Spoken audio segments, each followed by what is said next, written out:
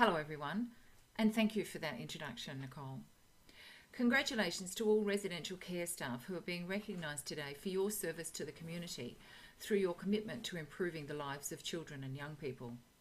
To work in this area for such solid lengths of time is commendable, amazing really. I'm sure that many of the children and young people you've cared for remember your good work, even if they haven't told you so. My theme for today is the positive outcomes for children and young people in out-of-home care when people believe in them. I'd like to start by having us listen to Carice Eden, a former ward of the New South Wales state. Carice, as a teenager, had been moved from women's refuge to women's refuge, but later when she stayed with Marilyn and Frank Russell, that made all the difference. Carice, as you would know, was winner of the inaugural The Voice Australia series in 2012. During that show, she was mentored by British singer Seal, who was placed in foster care at birth and was there for 4 years. Should do it again tonight from the Central Coast in New South Wales. Ladies and gentlemen, Carice Eden.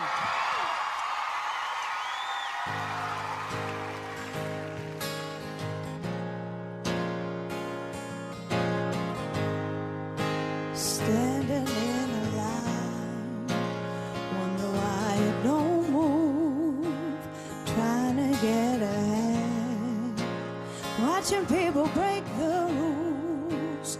Maybe the man in charge doesn't like my face, but then this world's not always good, and nothing's real but love.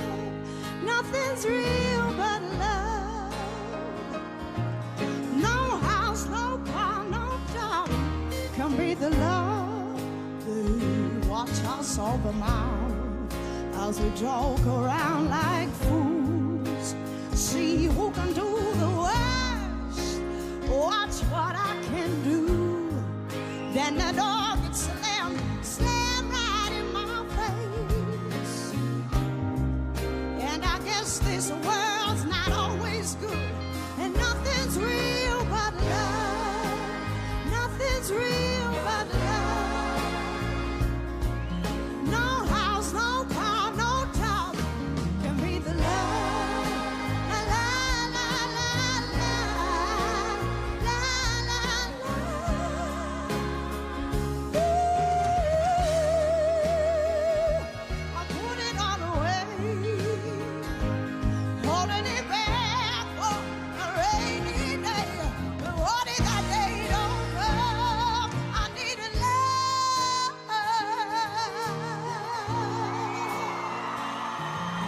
No money, no house, no car can be the love, and nothing's real but love.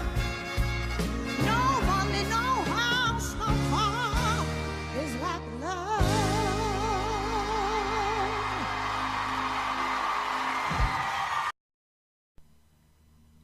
For me, Carice Eden is a symbol of possibilities, of what can happen for a young person in care when someone believes in them. I'm an academic. I teach and research at the University of Adelaide, but I was once a ward of the state, a GOM kid in today's lingo. I was at the Seaforth Children's Home when I was a little tacker, just 3 years of age. That was at the end of 1959, around Christmas. It was only a few months, and I don't have strong memories of it, and it was too long ago for me to have been cared for by any of you.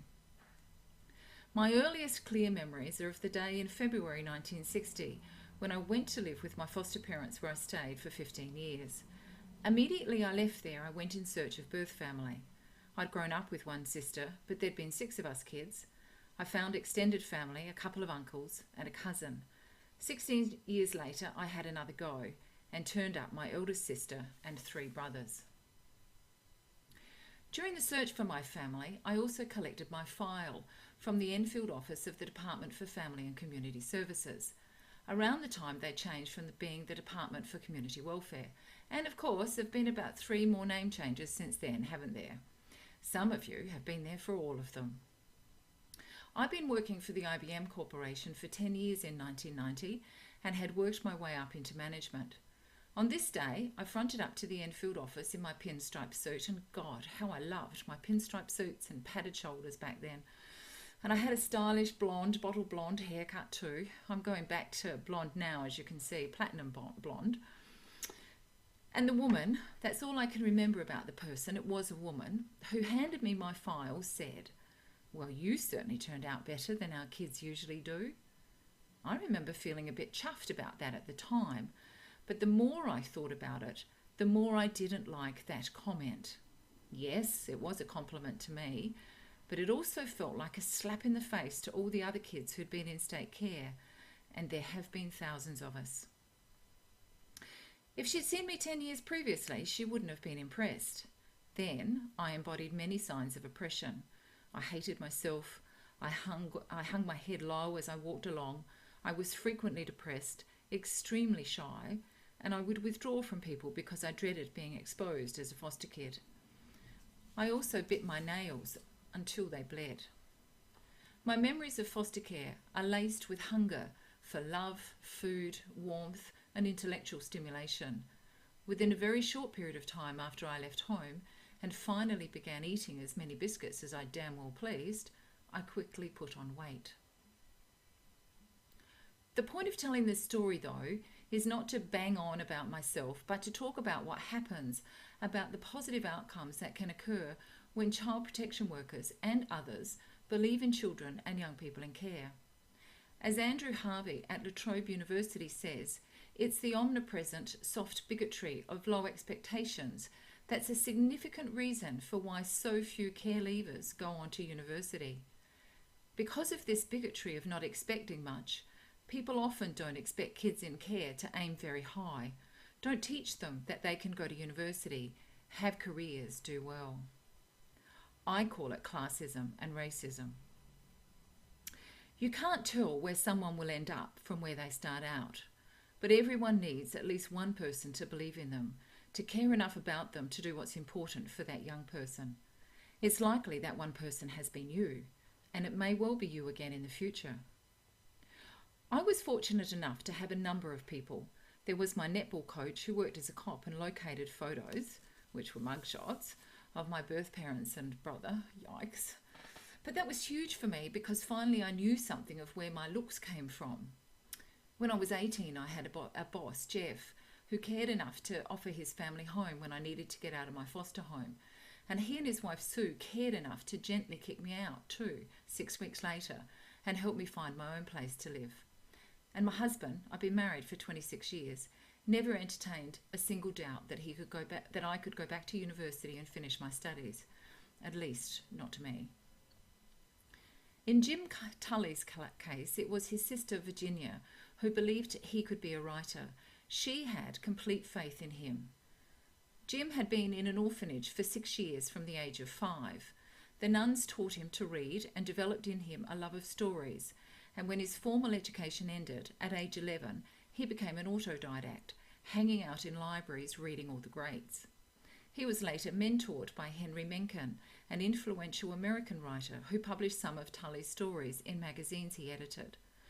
British silent film great Charlie Chaplin appeared on the scene just at the right time too, paying Tully a much-needed salary for 12 months to ghostwrite articles that appeared under Chaplin's name. Jim Tully went on to become a big-deal Hollywood journalist for 20 years, between 1924 and 1944, writing hundreds of magazine and newspaper profiles of Hollywood stars. He was also the originator of an American literature form that's called hard-boiled fiction, fast-paced social realist stories about homeless wanderers, misfits, drug addicts, stories told with generosity and compassion. Iconic American actor Marilyn Monroe was an orphanage and fostered a kid. Her mother's friend, Grace McKee, took an interest in the child, Norma Jean Mortensen she was then. Grace was convinced that Norma Jean could become a movie star. Both Grace and Norma Jean's mother worked in the movie industry, and Grace often took the girl to a Saturday matinee where movie goddesses like Jean Harlow provided a sense of possibility for her. According to Jeffrey Kotler, it was her emotional pain that made Marilyn Monroe so powerful as an actress and performer. Audiences could respond to her vulnerability as well as to her sensuality. Another biographer, Lois Banner, says something similar, that it's the innocence and sorrow in Marilyn's eyes that make audiences want to comfort and protect her. She is the child in all of us, the child we want to forget but can't dismiss, says Banner. I want to come back to that point later on, because it's the inverse of what Peter Ackroyd says about Charlie Chaplin, who was in a school for orphans and destitute children for 2 years. Ackroyd says that Chaplin made himself invulnerable as a child of 8, daydreaming about being a great actor, and this invulnerability became part of his well-loved Little Tramp character. The little tramp always picks himself up and walks jauntily off into the distance. Nancy Russell's mother was a shocker in many ways, often putting Nancy into foster care so she could run her various businesses. But at least she believed in Nancy's abilities, that she could have a career. With her mother's encouragement, Nancy went to university and passed the Pharmacy Board examinations in 1932, coming second in the state of New South Wales. Her daughter is the prominent Australian writer Kate Grenfell, whose historical novel The Secret River has been adapted for stage and television. No one in Bernard Smith's foster family wanted him to become a labourer, which was what was expected of boys in state care early in the 20th century. Instead, they encouraged him to go on to high school and become a teacher, which he did. Later, his wife, who'd also been in foster care, suggested he go to university. He then worked as an academic at the University of Melbourne and later at the University of Sydney, and served for 3 years as the president of the Australian Academy of the Humanities. Bernard Smith won the Victorian Premier's Literary Award and the National Book Council Prize for the 1985 memoir of his childhood, and is now widely recognised as the father of art history in Australia. American poet Pat Schneider was put into an orphanage by her mother, who was a complicated woman, says Pat, living in dire poverty, working nights as a cleaner and mentally unwell. But she believed that Pat could have a better life. She wanted her daughter to go to college. Pat talks about two people who changed the trajectory of her life. Her Year 7 art teacher, Dorothy Dunn, who visited at home one day and gave the 13-year-old a book she had written. She told Pat that she too could be a writer. Pat's pastor provided a full scholarship for her to go to college. She didn't even have to work part-time. At age 14, American writer and film producer Antoine Fisher took seriously the words of a social worker, Bill Ward, who suggested that he take responsibility for his own life. Antoine had been in 2 foster care placements, one where he was abused badly, as well as in an orphanage and reform school. He was in a reform school at 14 because he didn't want to risk another foster care placement. He had a stint in the Navy, and then he worked as a security guard for Sony Pictures. He told his story to his supervisor at Sony because he wanted time off to go and find his birth family. Antoine ended up writing the screenplay for the 2003 film of his life, starring Denzel Washington. In a twist on the stories I'm telling, American Betty Ann Waters believed in her brother's innocence so deeply that she took herself off to college and law school and worked tirelessly until new DNA testing helped her case. She and her brother had both been in foster care. He spent 18 years in prison, wrongly convicted of murder, and sadly died only 6 months after he was released. Their story was the subject of the 2010 film Conviction, which starred Hilary Swank and Sam Rockwell. Award-winning British writer Paul Abbott, writer of the popular Shameless comedy drama series, was put into foster care after he'd attempted suicide a couple of times, first at age 11 and then at age 15. Encouraged by an English teacher, he had been using writing to create a tiny pocket of peace for himself in a chaotic family life. A settled, peaceful family care placement and the encouragement from a local writing group provided the opportunity for Paul to begin his writing career at the age of 16. David Bartlett, former Premier of Tasmania, was in a foster family where the expectation was that all the children, including David, had to finish their education, do well, go to university and get a degree. Bringing home report cards was a big deal. David, who didn't enjoy school at all, believes passionately that education is the way out of poverty and that it's through education he has achieved so much. He speaks highly of 3 teachers. One gave him a copy of Catcher in the Rye, which was the first book that he could relate to. A maths teacher took him aside and insisted he could do very well if he would just work harder. The 3rd teacher suggested drama classes, which he loved. No doubt those classes were invaluable for later performances in Parliament. Colette Stadler is a young medical practitioner currently doing a PhD at Cambridge University. She'd been in state care in the UK but had a traumatic time. She was homeless at 13 and then was taken in by the local vicar and his wife. They expected her to go to school and to university, and she did. I reckon there are thousands of stories like these few around Australia and millions around the world, stories waiting to be told, stories that would inspire children and young people in care. Instead, kids in care are all too often told that not much can be expected from them. In a study I did with Create Foundation in Adelaide 3 years ago, we talked with 10 young women who'd been in foster care and residential care. While in state care, only 2 of the 10 had experienced any encouragement and guidance in considering tertiary education, one from a teacher and one from a resi care worker. Others found alternative sources of inspiration, including wanting to do things differently from their birth parents. 2 of the group were at university, but neither believed that university was the only measure of success. They did, however, want all children and young people in care to see university as a viable option. Another young woman, Ashley, had left school early, but she was later encouraged by a friend to go back, to go to Martin Senior College and do Year 12. The example of a youth worker at Create then inspired her to go to TAFE. Our research participants were all keenly aware of stereotypes of state children being damaged and being different in a way that suggests deficient rather than diverse. These findings are unsurprising given the long history of stigma attached to children and young people in Australian state care. Women in our study had poignantly wished for adults in their lives to see them as a whole and usual person rather than a tainted, discounted one, as well as provide them with the support and encouragement they needed to succeed.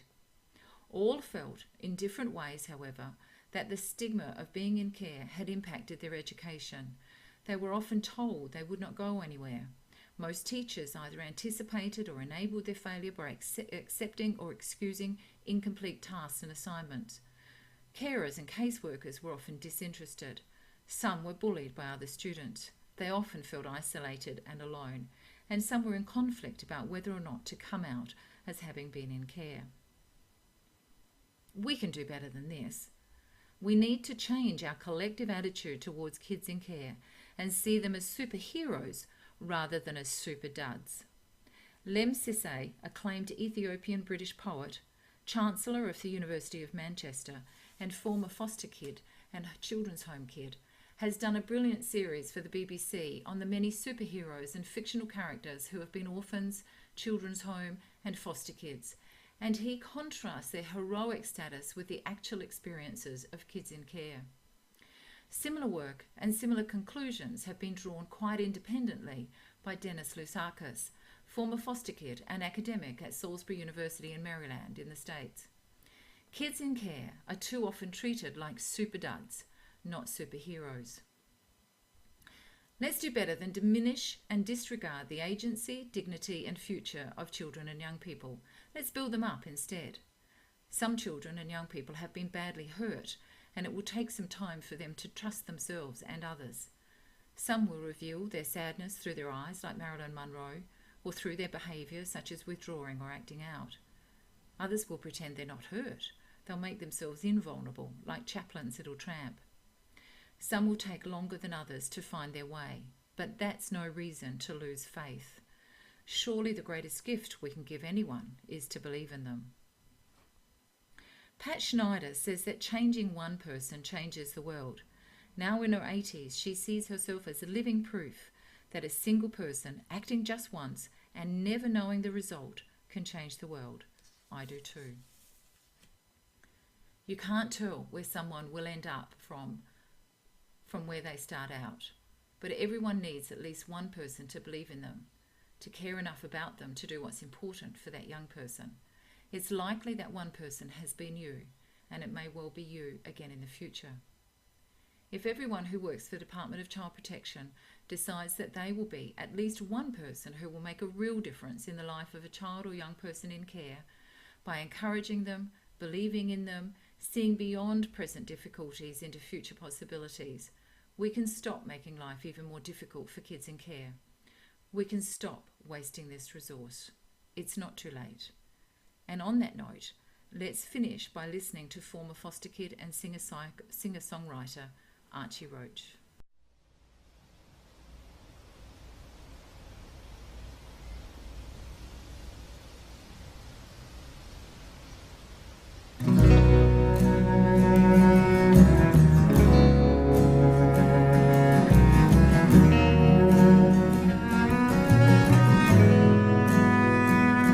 I'm so sorry for the world today, with all the killing and all the hate.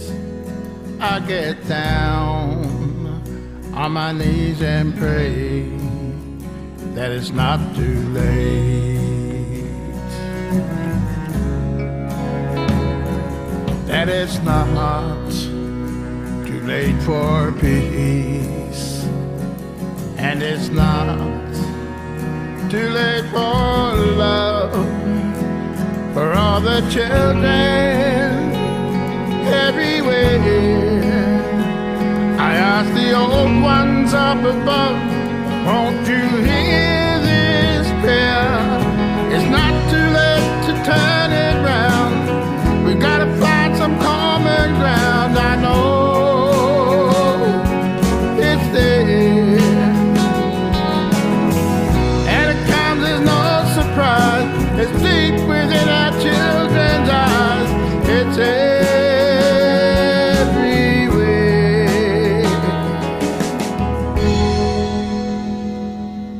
Oh yeah.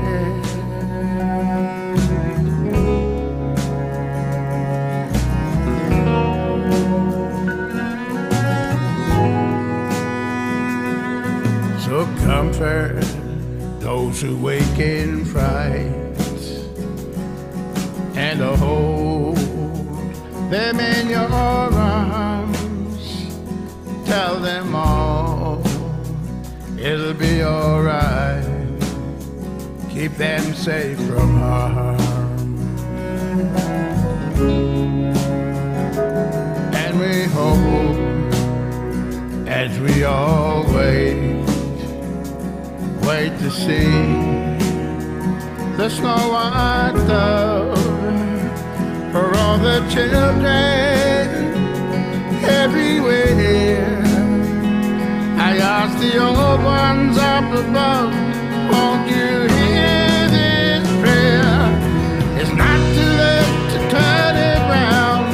We gotta find some common ground. I know it's there, and it comes as no surprise. It's deep within our children's eyes. It's everywhere.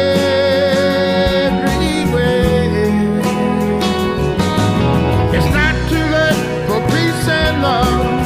I ask the old ones up above, won't you hear this prayer? It's not too late. It's not too late.